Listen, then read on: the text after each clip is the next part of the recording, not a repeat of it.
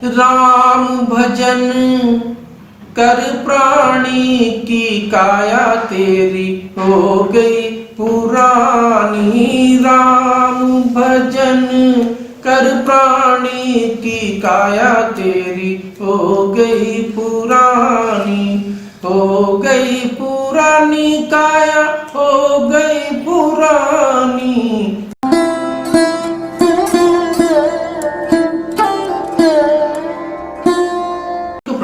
सत्य सनातन की जय। ईश्वर की असीम अनुकंपा से, गुरु महाराज के असीम अनुकंपा से हम सभी लोगों को भगवत चर्चा करने का परम सौभाग्य प्राप्त हो रहा है। गुरु वंदना कर लेते हैं। गुरु ब्रह्मा गुरु विष्णु गुरुर्देव महेश्वर, गुरु साक्षात पार ब्रह्म, तस्मै श्री गुरुवे नमः। आज हम लोग चर्चा करेंगे अध्यात्म के उस पहलू की तरफ कि इस भव सागर से पार निकलने की दवा क्या है, यानी कि भव रोग की औषधि क्या है, इसके बारे में हम लोग समझने का प्रयास करेंगे। यह मनुष्य का जो शरीर है वो परम पिता की, परमात्मा की कृपा से जीव आत्मा को प्राप्त होता है। संत और शास्त्र कहते हैं यह आत्मा पुनरपि जन्मम और पुनरपि मरणम के दुसह दुखों को भोगता रहता है। कदाचित माने कभी कभी जब जीव आत्मा पर परमात्मा की विशेष अनुकंपा होती है तब उसे मनुष्य का शरीर प्राप्त होता है। श्री रामचरितमानस में प्रभु श्री राम अयोध्या वासियों को संबोधित करते हुए कह रहे हैं, क्या करें? बड़े भाग मानुष तन पावा, सुर दुर्लभ सद ग्रंथन गावा, साधन धाम मोक्ष कर द्वारा, पाई न जेई परलोक सवारा। कहते हैं तुलसीदास जी महाराज कि परम पिता परमात्मा की कृपा से बड़े भाग्य से यह मनुष्य तन मिलता है। सदग्रंथ भी कहते हैं कि यह देवताओं के लिए भी दुर्लभ है।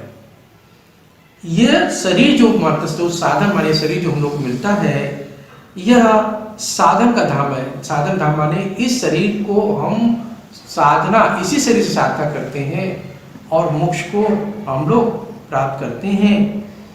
इतना सुंदर शरीर पाकर भी जो मनुष्य भगवान के नाम का स्मरण नहीं करता, मैं बार बार कहता हूं भगवान का नाम, भगवान का नाम वो है जैसे हमने कृष्ण जी ले लिया, शंकर जी ले लिया और राम का नाम ले लिया, ये सब प्रभु के एक गुणवाचक नाम है। लेकिन वो नाम जो सुमरन किया जाता है, जो हमारे सांस पान की, प्राण पान की क्रिया में जो हमारे शरीर में रमण कर रहा है, उस नाम का जब स्मरण मनुष्य नहीं करता और अपना परलोक नहीं संवारता है, जन्म मरण के चक्र से नहीं छूटता है, वह मनुष्य कैसा है? वह निंदा का पात्र है और वह उस आत्महत्यारे की तरह होता है जो अपना जीवन व्यर्थ ही गंवा देता है। ऐसा व्यक्ति प्राण छोड़ते वक्त परमात्मा पर व्यर्थ ही आरोप लगाता है कि अरे मेरा तो उद्धार ही नहीं हुआ। क्योंकि आप देखें, एक बात बड़े ध्यान समझें कि कब जन्म होता है इस पे भी आपका कंट्रोल नहीं है, कब आपकी मृत्यु है इस पे भी आपका कंट्रोल नहीं है।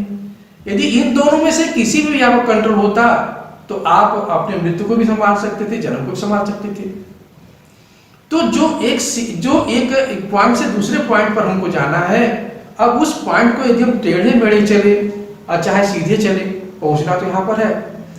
यदि हम सीधे सीधे माने प्रभु के नाम का स्मरण करते हुए चलते हैं और इस पॉइंट पर पहुंचते हैं तो आप जीवन मरण के चक्र से छूट जाते हैं। और नहीं, यदि आप टेढ़ा मेढ़ा उल्टा फुल्टा करते हुए आते हैं तो फिर से आपको उस चक्र में आना पड़ता है। तो ये प्रभु नाम का जो हम लोग को औषधि मिली हुई है, उसी औषधि से हम पार कर सकते हैं।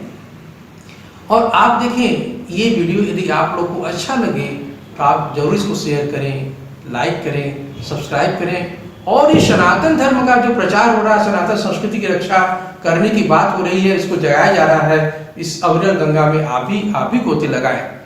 आगे भगवान श्री राम कहते, खुद प्रभु श्री राम कहते, क्या कहते हैं? आकर 4 लाख 84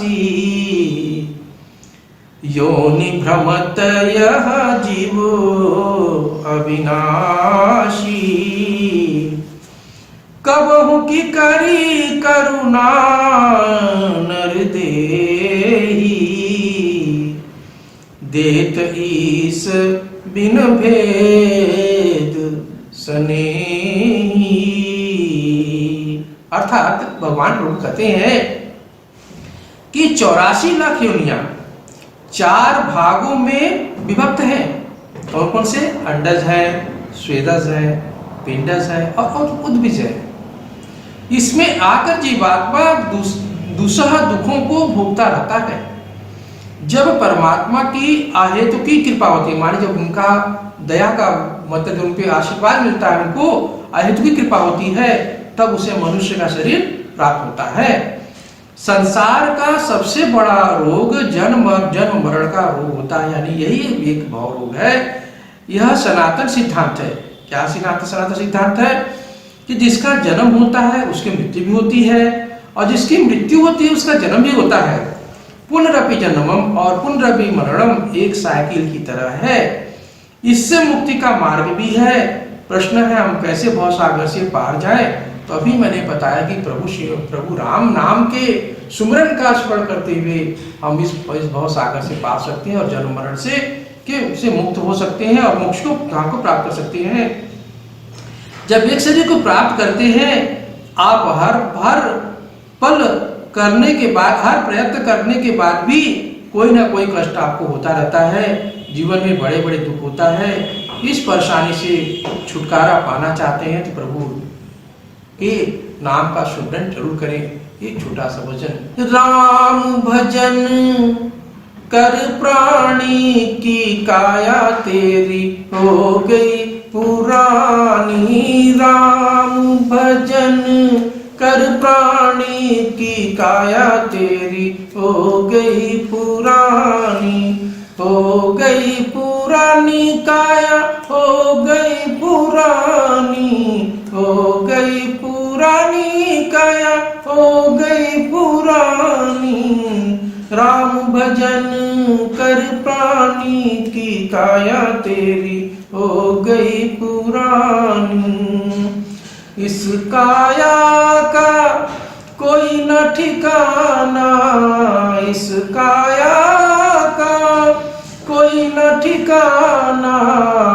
एक दिन आकर सबको है जाना, एक दिन आकर सबको है जाना।